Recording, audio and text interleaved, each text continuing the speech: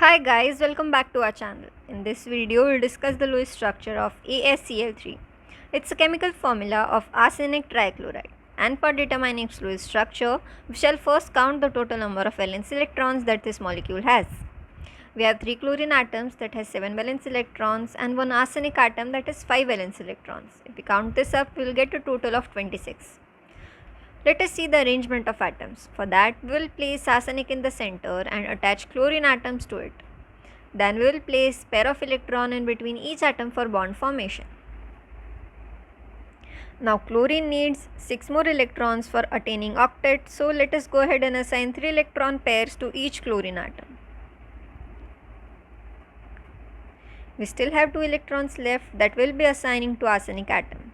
Thus, every atom in this molecule has complete outer shell and zero formal charge. So this is the final Lewis structure of AsCl₃. For more such videos, make sure to subscribe our channel and thank you for watching.